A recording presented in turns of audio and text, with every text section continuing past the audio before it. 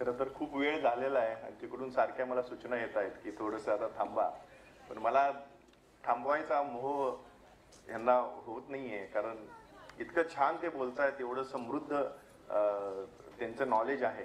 फक्त शेवटचा एकच प्रश्न घेतो पुढच्या 5 मिनिटासाठी, कारण अनेक मराठी उद्योजक हे खरं तर पहिल्या पिढीचे 90-95% उद्योजक असतात आणि अजूनही मराठी समाजामध्ये उद्योगात येण्याचं जे प्रमाण आहे ते आता अलीकडे वाढलंय थोडंसं, पण अजूनही कमी आहे. तर नवीन उद्योजक जे मराठी त्याच्यात येऊ इच्छितात किंवा आलेले आहेत किंवा आता नुकतेच आलेले आहेत, त्यांना आपला एक असा मुद्दा द्या, सांगा तुम्ही, किंवा 2 मुद्दे असे सांगा की ह्या गोष्टीची त्यांनी काळजी घ्यायला पाहिजे. माझी आयडेंटिटी यांनी काय ओळख करून दिली की इंटरनॅशनल लॉजिस्टिक्स, एक्झिम लॉजिस्टिक्स. त्यामुळे आपण जर जुनी जाती व्यवस्था पाहिली तर ती ऑक्युपेशन बेस्ड होती. आपण काय व्यवसाय करतो याच्यावर होती, काय भाषा आहे किंवा काय आहे त्याच्यावर नव्हती. तर सगळ्यात मोठी आपली आयडेंटिटी जर आपला व्यवसाय, आपला उद्योग आहे, तर पहिली गोष्ट आपण मराठी आहोत ते विसरायला पाहिजे. आपल्यात मराठी होत म्हणून जे सद्गुण आहेत ते आपल्यात राहतीलच, पण आपल्यात जो एक न्यूनगंड आहे किंवा एक व्हिक्टिम सिंड्रोम आहे की बाबा आपल्याला दुर्लक्षित करतात, हे जे सिंड्रोम्स आहेत हे आपण विसरलो नाही तर ते कायम आपल्याबरोबर राहतील. त्यामुळे आपला उद्योग हाच आपला धर्म, हीच आपली जात, हीच आपली भाषा, हे लक्षात ठेवा. बाकी सगळं आपण विसरायला पाहिजे आणि सिंगल माइंडेडली हा विचार केला तर आपल्याला माझ्या मते कॉन्फिडन्सही येतो आणि रस्ताही सापडतो. धन्यवाद. खूप सुंदर.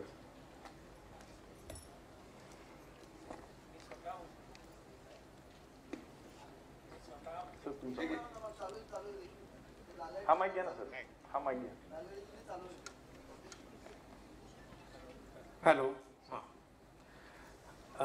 मी स्वतः अजून उद्योजक नाही. 42 वर्ष टाटामध्ये एक प्रसंग मध्ये असा घडलेला होता की मी ॲक्च्युली रिझाईन केलेलं होतं. इथे समोर रविराज अहिरराव बसलेले आहे, त्यांना माझी स्टोरी पूर्ण माहिती आहे. पण नवत उद्योजकांच्या करता मी ज्यावेळेस चेअरमन होतो वर्ल्ड कम्युनिकेशन फोरमचा, आणि त्याला हे दोघंही जण आलेले होते डावोसला. ओके, त्यामुळे ते विटनेस आहेत. तिथे एक खूप चांगला प्रकल्प आम्ही सुरू केलेला होता. 1 मिनिट व्हिडिओ ही जगभरात जर संकल्पना कोणी इंट्रोड्यूस केली असेल तर ती मी केलेली आहे.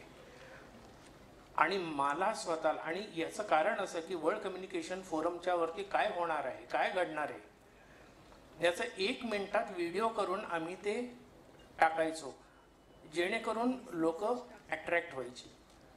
तर मला यंग उद्योजकांना हे सांगायचं आहे की असं जे इनोव्हेटिव्ह आयडियाज आहेत, जे इनोव्हेशन आहे, ते इनोव्हेशन तुम्ही जर फॉलो केलं आणि त्याच्यामध्ये कॉस्ट कॉन्शियसनेस आणि क्वालिटी आणि टाईमली डिलिव्हरी हे जर तुम्ही दिलं तर तुम्हाला अनेक पाठीमागे येतील माणसांनी सांगतील माझं पण काम करा.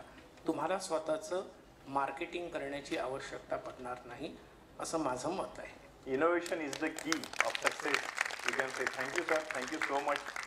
खूप वेळ झाल्यामुळे आता इथंच थांबावं लागतंय, पण निश्चितपणे तुमच्या मार्गदर्शनाचा लाभ आम्हा सगळ्यांना होईल. अजून अशी कधी संधी मिळाली तर विस्तृत आपल्याशी बातचीत करायला नक्की आवडेल. खूप खूप धन्यवाद शंतनू भरकमकर सर आणि थँक्यू. संतोषजी, खूप चांगल्या प्रकारे तुम्ही आज या उद्योजकांना बोलतं केलं आहे आणि आमच्या उद्योजकांचा नक्कीच फायदा होऊ शकेल. तर मी रचना लचके बागवेंना विनंती करतो की त्यांनी कृपया इकडे यावं रंगमंचावर आणि शंतनू भडकमकर सरजी यांचा सत्कार करावा. ATC कार्गोचे शंतनूजी भडकमकर. जरा जोरदार टाळ्या. कल्पना आहे की पोटात भूक लागलेली असणार, कावळे ओरडत असणार, तर जरा जोरदार टाळ्या वाजवा. खूप छान पॅनल डिस्कशन झालेले. योगेश जोशींचा सत्कार करण्यासाठी मी रचनाला पुन्हा एकदा विनंती करेन.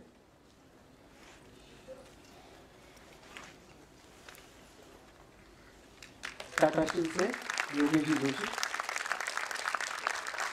त्याचप्रमाणे ही मुलाखत रंगवणारे आपले लाडके UK रिसॉर्टचे संतोषजी पाटील यांचा देखील सत्कार होतोय.